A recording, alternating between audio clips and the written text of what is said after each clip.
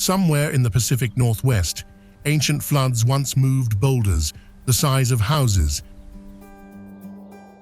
and carved canyons in a matter of days. The Missoula floods, among the largest in Earth's history, tore across what is now Washington state with a force that reshaped the land itself. And yet, the quiet forests, glacial lakes, and rolling valleys that remain today were all born from that ancient violence. This is a territory of extremes. Along the Olympic Peninsula, temperate rainforests drip with moss beneath skies that rarely see the sun. To the east, the land fractures into vast scablands, where exposed basalt columns stand as monuments to catastrophic floods that drained entire inland seas. Volcanic peaks rise above it all,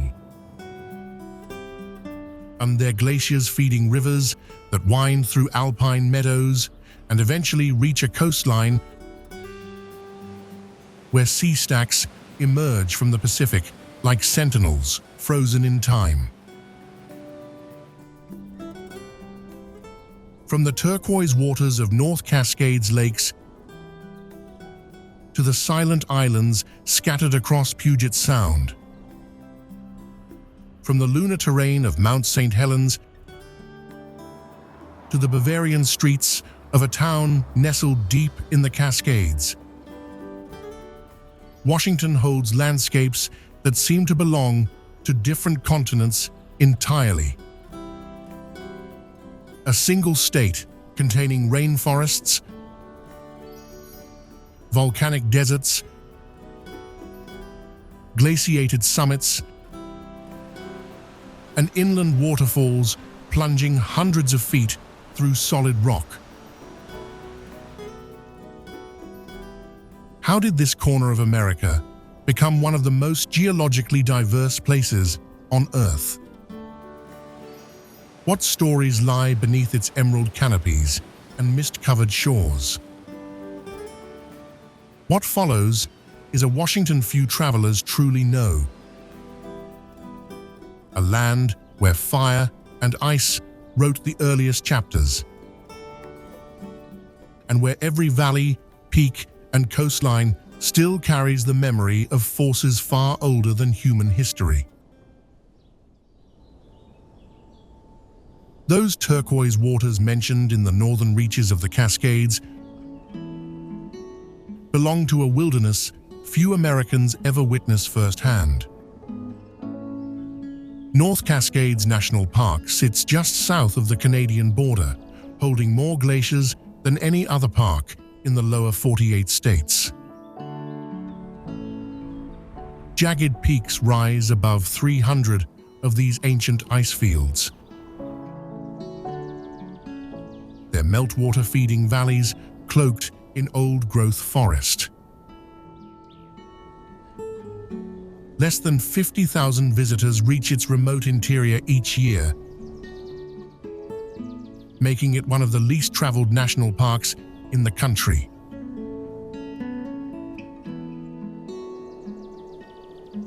Diablo Lake stops travelers in their tracks with a color that seems almost impossible. The water glows an intense turquoise, a shade created by glacial flour suspended beneath the surface. Rock ground to fine powder by moving ice washes down from surrounding peaks and catches sunlight in ways that defy ordinary lakes. Steep mountainsides plunge directly into these waters, their forests reflecting in the stillness of early morning. Further into the wilderness, Ross Lake stretches north for more than 20 miles, reaching across the international boundary into British Columbia. No roads touch its shores beyond the dam that created it in the 1940s. Visitors arrive by boat or on foot through dense forest trails that wind along its edges. The silence here runs deep, broken only by wind moving through cedar boughs and the occasional call of an eagle circling overhead.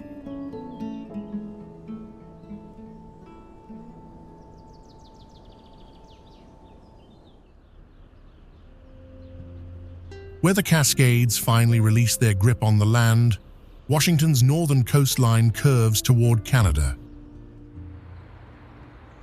Here, the city of Bellingham sits perched between its namesake bay and the foothills of Mount Baker.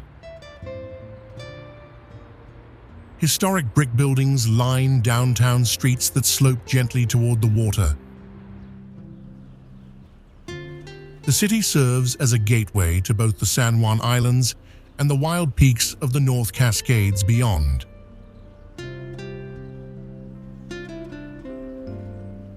South of the city, Chuckanut Drive winds along cliffs that plunge directly into Samish Bay.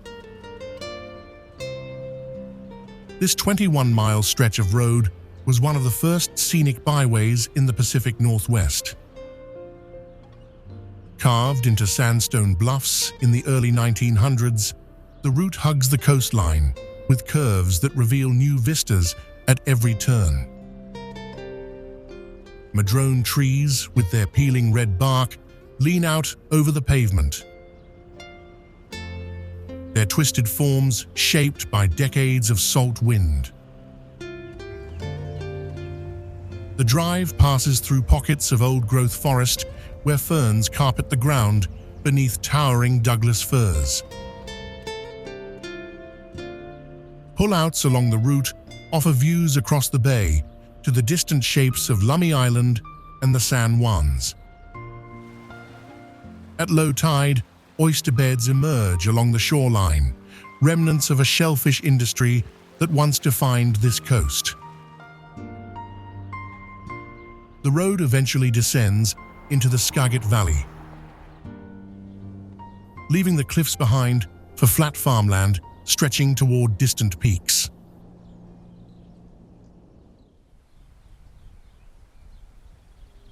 Among those silent islands scattered across Puget Sound, one archipelago stands apart from the rest. The San Juan Islands rise from waters where three major waterways converge, creating a sheltered maze of over 170 islands and rocky outcrops.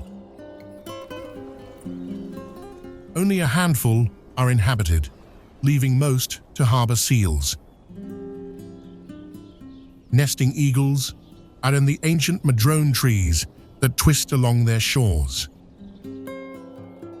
Ferries weave between forested coastlines here, carrying travelers into a world that moves at its own unhurried pace.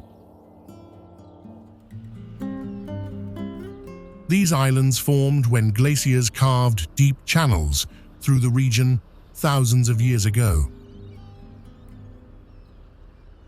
The retreating ice left behind rolling hills, protected harbors,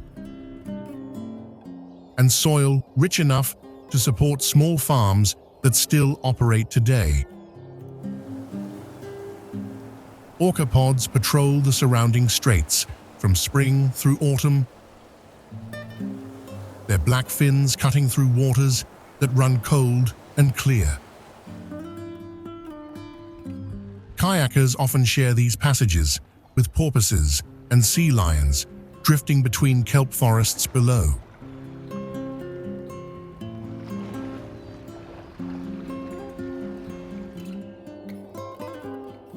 Each island carries its own character, shaped by isolation and geography. Some hold tiny villages, where a single general store serves the entire community. Others remain accessible only by private boat, their meadows and woodlands undisturbed by roads or power lines. Lighthouses mark rocky points where currents once claimed wooden ships, their beams still sweeping across fog-wrapped evenings. The San Juan Islands exist as fragments of a quieter time, preserved by distance and the patient rhythms of the surrounding sea.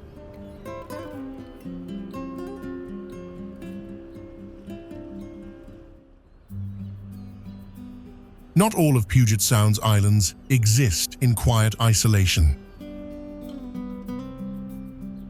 Whidbey Island stretches nearly 50 miles through the waters north of Seattle. Its shores hold windswept bluffs, quiet farmland, and forests that seem untouched by modern urgency. This narrow ribbon of land connects two worlds, the open waters of the Strait of Juan de Fuca and the sheltered passages of the inland sea. At the island's northern tip, Deception Pass Bridge arcs high above churning waters that rush between Whidbey and Fidalgo Island. Built in 1935, this steel span rises more than 180 feet above the narrow strait below.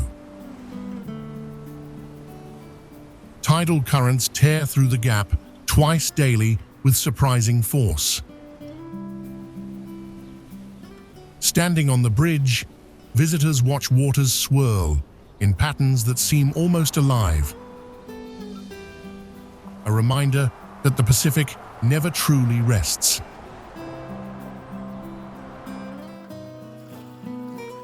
Just south of the bridge, and Rosario Beach offers a gentler meeting of land and sea.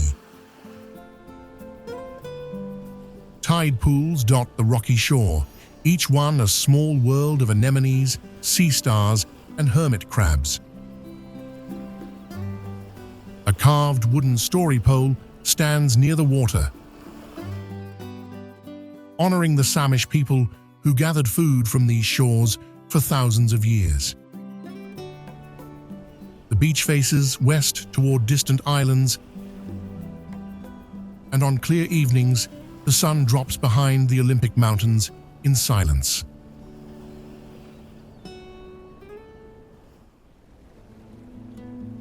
Where the waters of Puget Sound meet the Strait of Juan de Fuca, a Victorian seaport stands frozen in another century.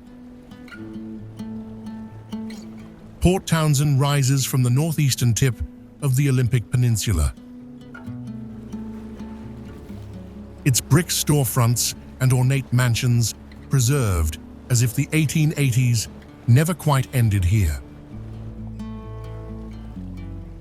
This was once destined to become the largest harbor on the West Coast. Railroads never arrived, and that failure became its salvation. The downtown waterfront district holds one of the finest collections of Victorian commercial buildings north of San Francisco. Red brick facades line Water Street, their cast iron columns and decorative cornices unchanged since ships from around the world anchored in the bay below. Above this commercial heart, the Bluff District sprawls with painted ladies and sea captain homes. Their turrets and widow walks still face the water, built by merchants who believed a great city would rise here. Morning fog often settles across the harbor, and softening the edges of wooden boat masts clustered at Point Hudson Marina. The town became a center for wooden boat building, drawing craftsmen who practiced traditions largely forgotten elsewhere. Fort Worden stands at the northern edge, its abandoned artillery batteries now silent against a backdrop of lighthouse and sea. Gulls drift above beaches where the town meets wilderness. And the Olympic Mountains rise in the distance like a wall, separating this quiet corner from the modern world beyond.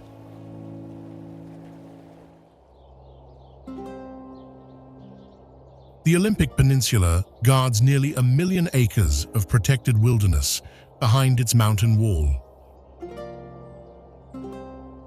Olympic National Park stretches from glacier-capped mountains to wild Pacific beaches. 3 distinct ecosystems exist within its boundaries, each shaped by the moisture-laden winds that sweep in from the ocean. Few places on Earth contain such variety within a single protected space.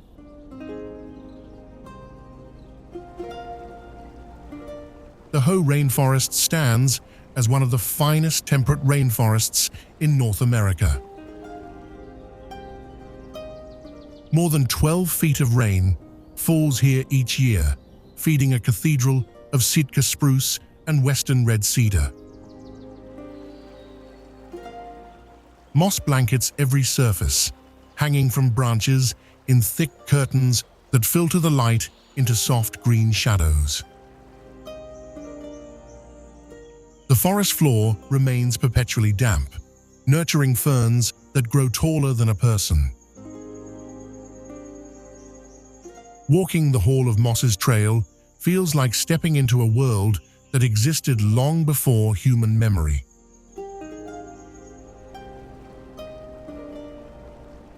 Rising above the rainforest canopy, Mount Olympus commands the heart of the park.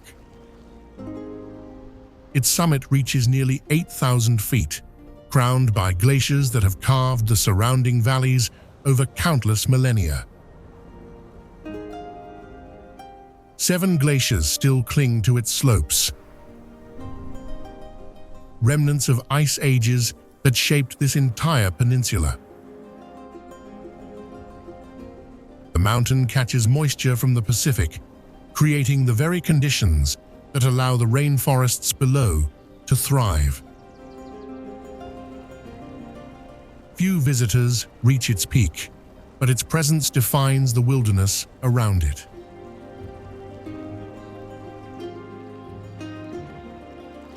To the north, Lake Crescent occupies a basin carved by ancient glaciers more than 10,000 years ago. Its waters run so clear and deep that visibility can extend down 60 feet or more.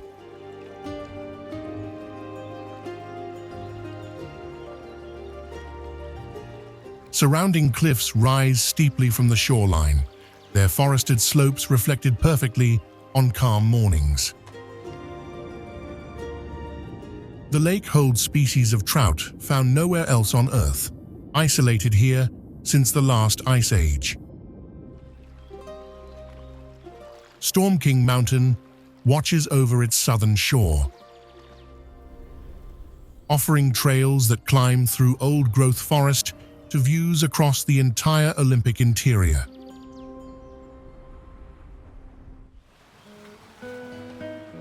Where those ancient forests finally meet the Pacific, the Olympic Peninsula reveals its wildest edge.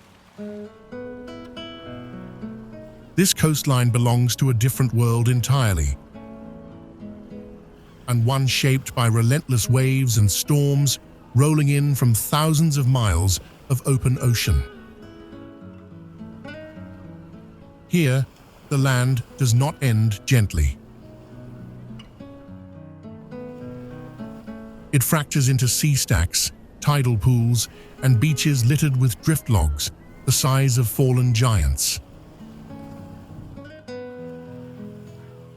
Rialto Beach stretches northward from the mouth of the Quileute River. Its dark stones and pale driftwood forming a stark contrast against gray Pacific skies. Massive sea stacks rise offshore, their surfaces carved into arches and pillars by centuries of salt and wind. At low tide, tide pools appear among the rocks, holding starfish, anemones, and small crabs in shallow basins. The forest presses close to the shore here, Sitka spruce leaning toward the water as if drawn by the sound of breaking waves.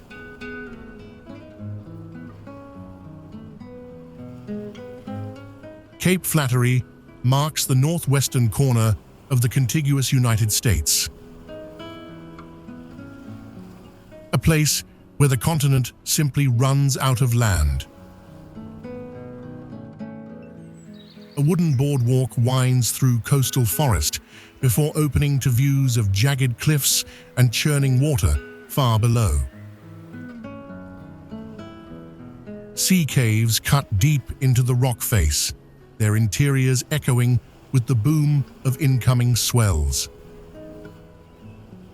Tatoosh Island sits just offshore, its lighthouse standing watch over waters where the Strait of Juan de Fuca meets the open Pacific. This is where the Olympic Peninsula ends and the vastness of the ocean begins.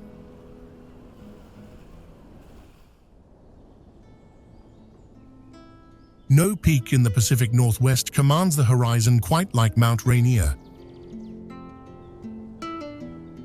It rises over 14,000 feet above sea level, its glaciated summit visible from cities nearly 100 miles away.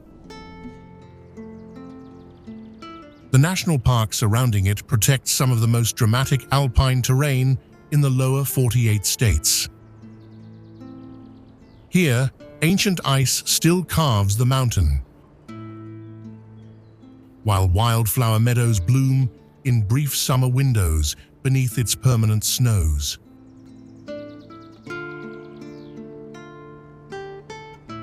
The Wonderland Trail circles the entire mountain across 93 miles of backcountry wilderness. This legendary path climbs through old-growth forests, where Douglas firs tower hundreds of feet overhead. It crosses glacial rivers on suspension bridges, passes beneath waterfalls fed by melting ice, and traverses meadows that erupt with color each August. Few trails anywhere offer such a complete portrait of a single peak from every possible angle. Completing the full circuit typically takes between 10 and 14 days for experienced backpackers. The route gains and loses more than 22,000 feet of elevation along its winding course. Each valley brings a different face of Rainier into view. From the massive Emmons Glacier on the northeast to the deep green forests of the Carbon River drainage. Those who walk the entire trail come to understand this mountain not as a single landmark, but as an entire world unto itself, shaped by fire from below and ice from above across countless millennia.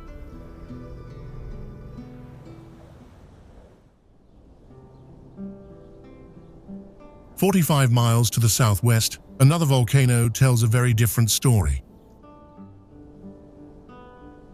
Mount St. Helens carries a narrative written not in centuries, but in a single explosive morning. On May 18, 1980, this once symmetrical summit erupted with a force that flattened forests for miles and sent ash clouds circling the globe. The mountain lost over 1,300 feet of elevation in seconds, leaving behind a horseshoe-shaped crater that still steams today.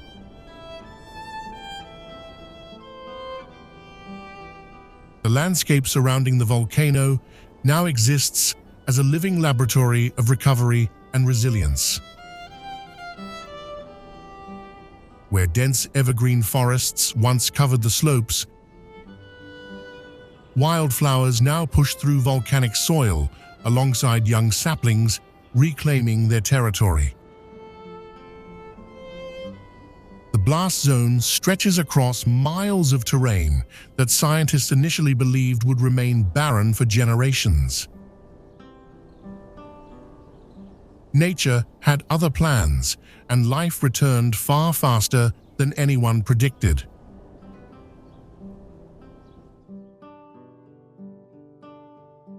Standing at Johnston Ridge Observatory,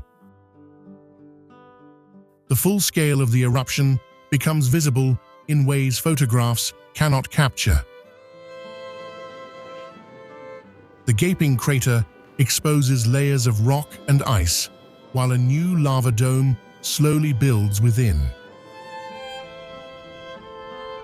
Spirit Lake, and once a popular recreation destination, now sits hundreds of feet higher than before. Its surface still dotted with thousands of floating logs from trees swept away decades ago. This is a place where the raw power of Earth remains on permanent display, humbling and magnificent in equal measure.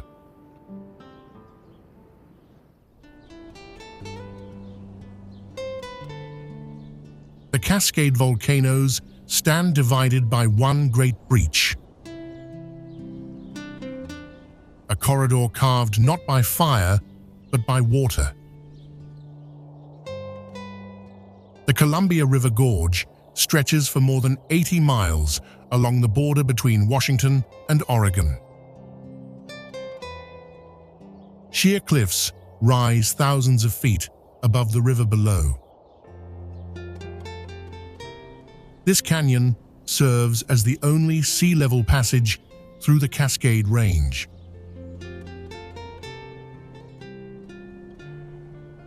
The gorge walls tell a story written in layers of volcanic rock and flood-scarred stone. Waterfalls plunge from hanging valleys on both sides, their streams born from snowmelt and rainfall that saturates the forested plateaus above. Wind funnels through the narrow passage with such force that the area has become a destination for windsurfers and kiteboarders from around the world. The same geography that channeled catastrophic floods now channels air currents between coastal and inland climates.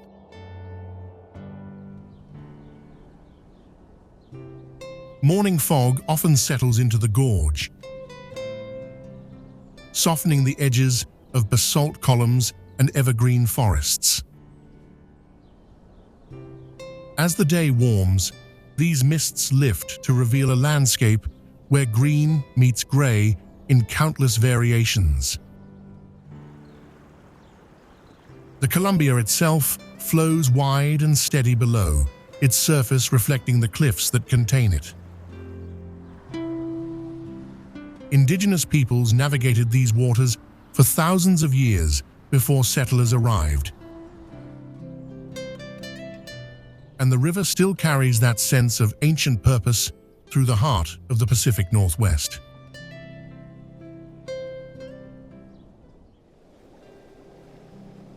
East of the gorge, the green forests vanish, and the land tells a harder story. The eastern Washington scablands stretch across a landscape that seems foreign to the green forests of the West. Here, the earth lies exposed and scarred, stripped down to bare basalt by waters that once flowed with more volume than all the rivers on Earth combined. Dry coulees cut through the plateau like frozen rivers of stone,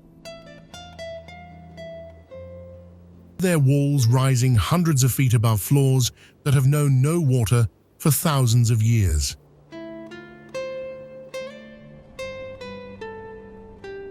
Within this stark terrain,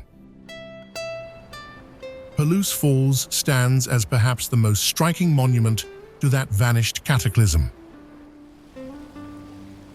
The Palouse River drops nearly 200 feet into a circular basin carved from solid rock. Mist rises from the plunge pool below, catching afternoon light in ways that shift with the seasons. The horseshoe-shaped amphitheater surrounding the falls reveals layer upon layer of ancient lava flows, each one representing an eruption that occurred millions of years before the floods arrived.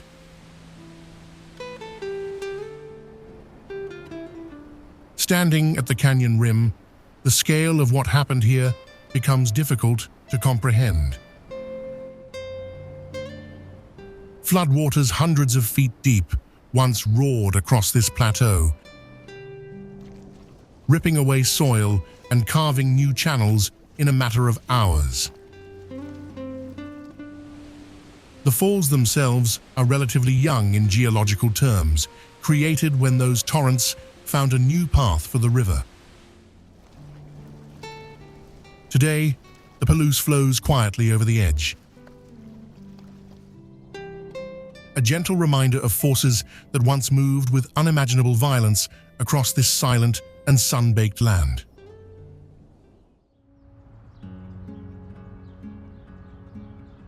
Life finds its way back, even in scarred landscapes. Where the Spokane River cuts through the heart of eastern Washington, something unexpected emerges. Here, in a city that shares its name with the river, water still commands attention.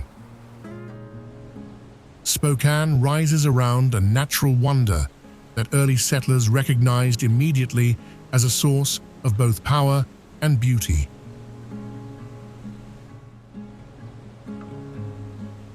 Spokane Falls thunders through the center of downtown with a force that seems almost misplaced in an urban setting. The Spokane River drops more than 150 feet across a series of cascades that stretch nearly half a mile wide.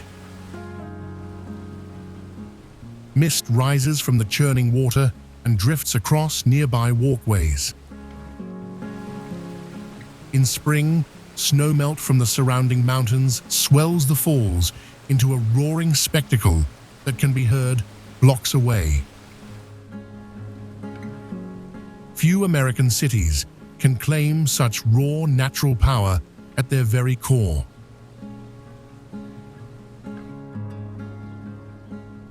Riverfront Park wraps around these falls like a green embrace, occupying land once crowded with railroad yards.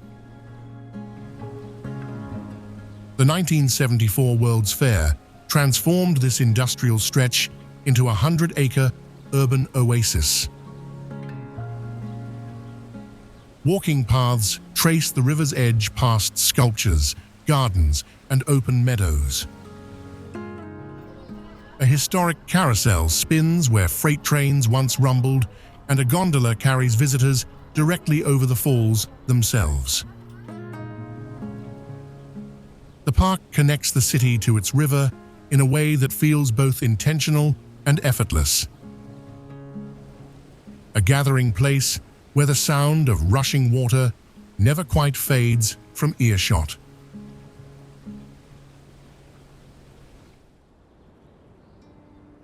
Beyond the inland seas and carved basalt channels, the volcanic spine of Washington rises into view.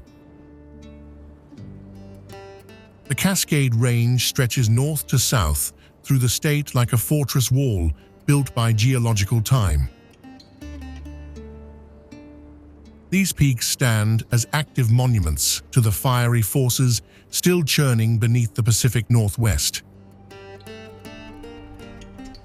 Glaciers cling to their slopes, feeding rivers that have nourished valleys for thousands of years.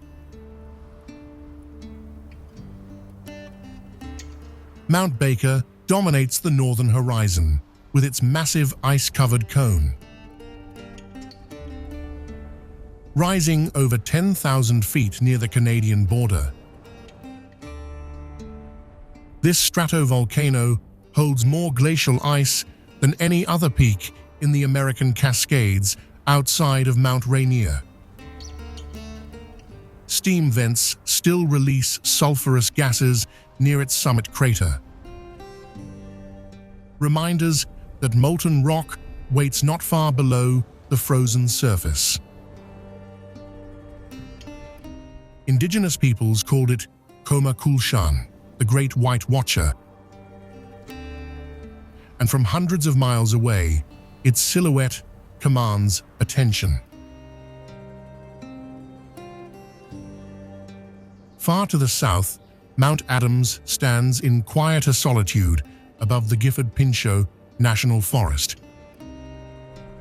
This broad volcanic giant spreads across the landscape with gentle slopes that belie its explosive origins.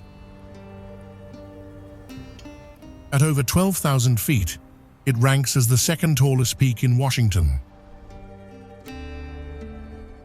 yet receives only a fraction of the attention given to its more famous neighbors. Wildflower meadows carpet its lower flanks in summer, while ancient lava flows create dark ribbons across its snow-patched shoulders.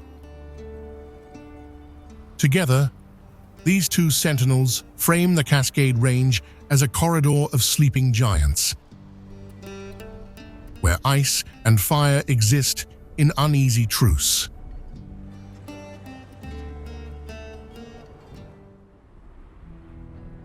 Glaciers left many scars across the Cascades. Few run as deep as Lake Chelan. Its waters fill a narrow valley gouged by ice over 15,000 years ago. The lake floor sits below sea level, even as the surface rests nearly 1,100 feet above it. This is a lake that measures 55 miles in length, yet rarely exceeds 2 miles in width.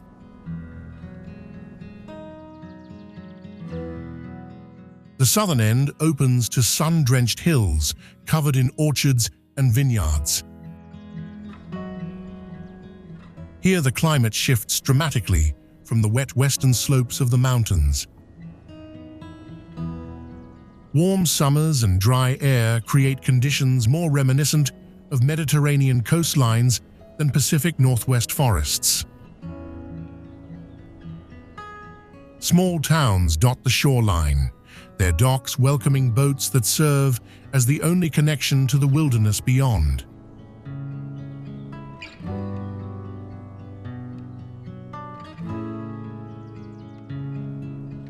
Traveling north by ferry, the landscape transforms mile by mile.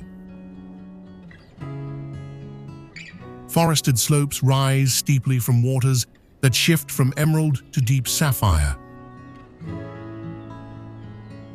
No roads reach the upper lake, leaving this territory accessible only by boat, float plane, or foot trail.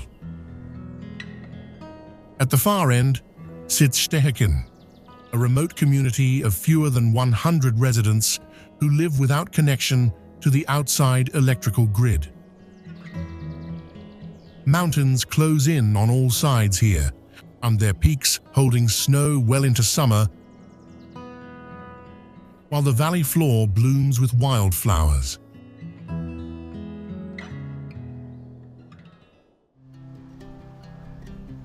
Deep within those Cascade valleys, where glacial rivers still carve their ancient paths, sits a town that seems lifted from another continent entirely. Leavenworth rests in a narrow mountain pass, surrounded by peaks that rise sharply from the valley floor. Every building here wears the architecture of a Bavarian alpine village. Timber frames, flower boxes, and painted facades line streets that feel worlds away from the Pacific Northwest.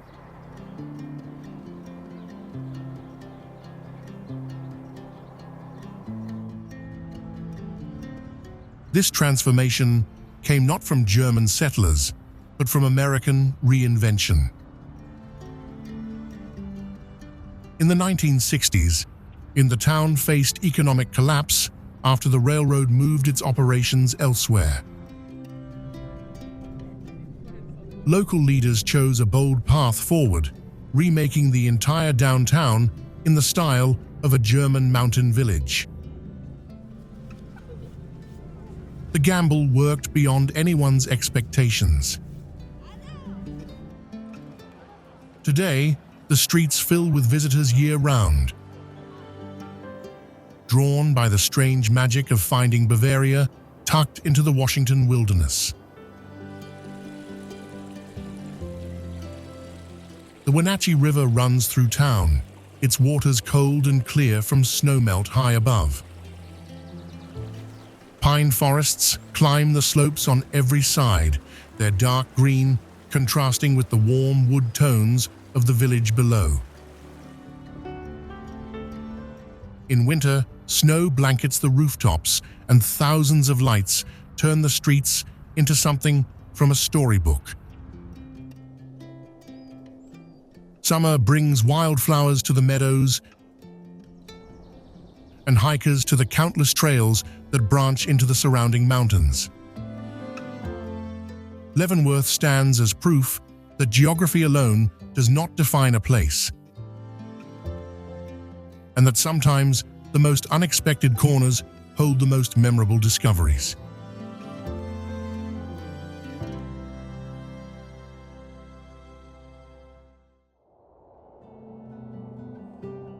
West of the Cascades, the mountains give way to quieter ground. The Skagit Valley stretches between the Cascade foothills and the waters of Puget Sound. Rivers wind through this lowland basin, carrying glacial melt from distant summits to the sea. Farms and forests share the valley floor, creating a patchwork of green that shifts with the seasons. Rising above the valley's western edge, the Fragrance Lake waits within the Chuckanut Mountains. The trail climbs through a forest of Douglas fir and western red cedar, where ferns carpet the ground and moss hangs from every branch. Silence settles here, broken only by birdsong and the occasional rustle of wind through the canopy. The path gains elevation steadily, winding past sandstone outcrops worn smooth by centuries of rain. The lake itself appears suddenly, a dark mirror set into the mountainside. Steep forested slopes surround the water on all sides, creating a natural amphitheater of green. On still mornings, the surface reflects the trees so perfectly that sky and forest become one. This is not a place shaped by catastrophic floods or volcanic fury, but by the slow, patient work of water and time over countless generations.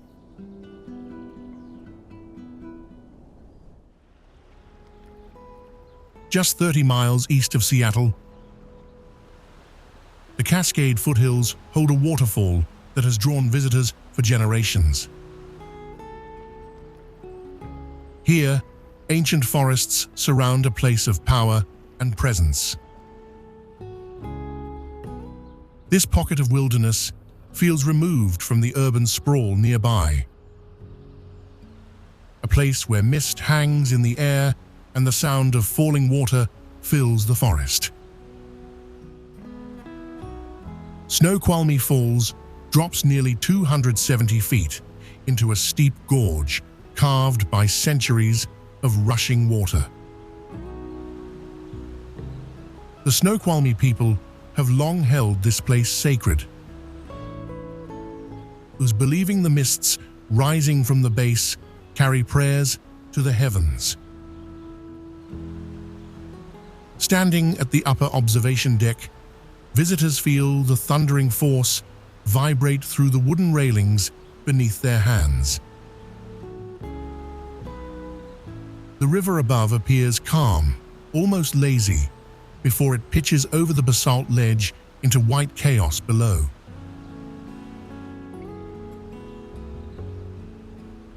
A trail descends through Douglas fir and western red cedar to a lower viewpoint closer to the falls. From here, the scale becomes clear as spray drifts across the rocky shore and coats everything in fine moisture. The gorge walls rise on either side, their surfaces dark with moisture and streaked with moss. This lower perspective reveals what the upper deck cannot, the raw geology of a landscape still being shaped by water and time.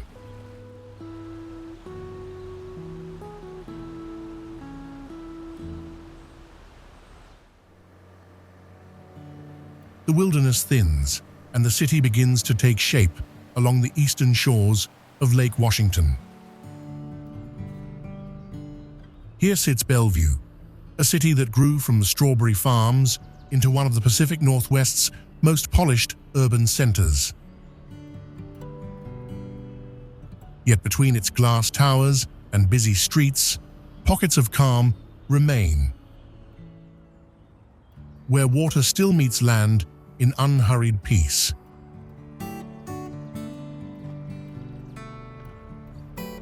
Maidenbower Bay Park occupies a gentle curve of shoreline that once served as the city's original steamboat landing.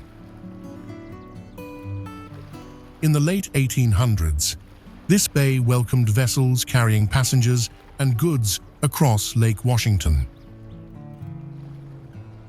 The wooden docks have long since vanished and replaced by swimming beaches and grassy lawns that slope toward the water. Families spread blankets on summer afternoons while children wade into the protected bay. A restored boathouse stands near the water's edge, echoing the maritime history that shaped early Bellevue. Walking paths wind through the park beneath mature trees that filter the afternoon light.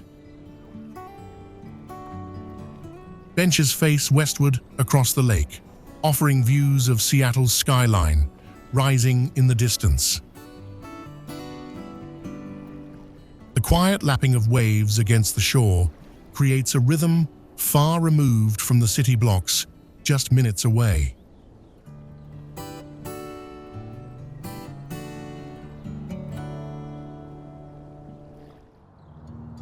South along Puget Sound, where the waters narrow between forested shores, lies the city of Tacoma. This industrial port has long lived in Seattle's shadow, yet carries its own distinct character. Brick warehouses line the waterfront, their walls holding memories of lumber mills and shipping yards. Mount Rainier rises in the distance, watching over the city like a silent guardian cloaked in glacial ice. The Tacoma Narrows Bridge stretches across the strait that gives it its name, connecting the city to the Kitsap Peninsula. The original span, built in 1940, became infamous for its dramatic collapse just months after opening. Strong winds set the bridge twisting and rolling until the roadway tore itself apart. A scene captured on film that still haunts engineering textbooks. The replacement bridge now stands sturdy beside a newer twin, their cables humming in winds that once proved catastrophic.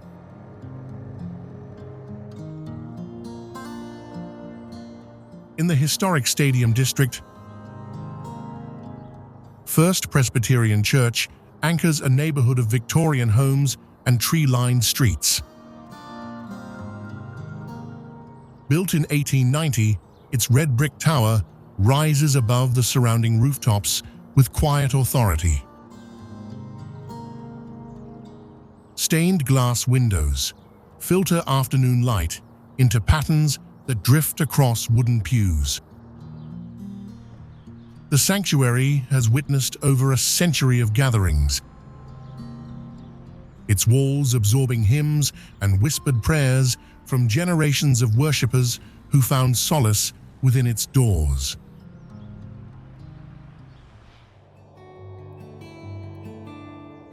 Puget Sound saves its largest city for last.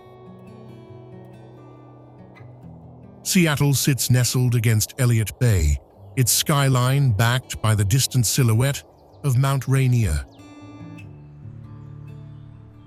This is a place where innovation meets natural grandeur. The city grew from timber and gold rush ambitions into something far greater than its founders could have imagined.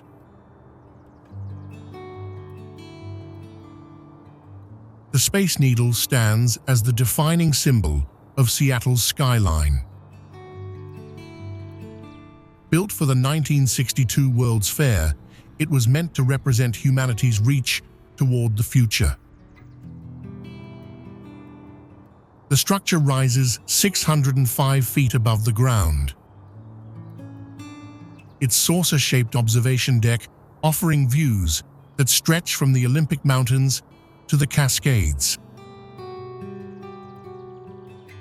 On clear days, Mount Rainier appears close enough to touch. The design was sketched on a placemat in a coffee shop, born from a vision of what tomorrow might look like.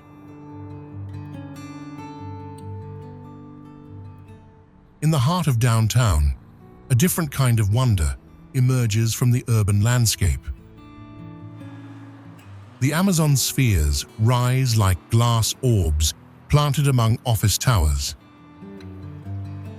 Inside these structures, over 40,000 plants from cloud forest regions around the world grow beneath curved panes of glass.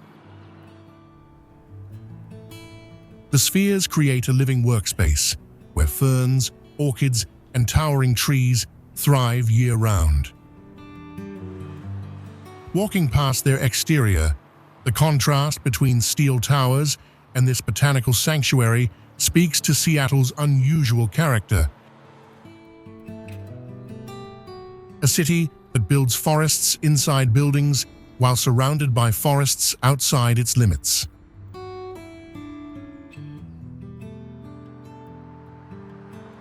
Washington holds landscapes that seem to belong to different worlds entirely. From the moss-draped silence of the Hoh rainforest to the sun-baked scablands where Palouse Falls plunges through ancient basalt. The turquoise waters of Diablo Lake.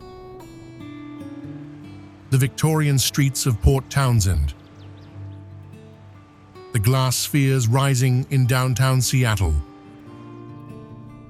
Each corner of this state carries the memory of forces that shaped it long before human footsteps arrived.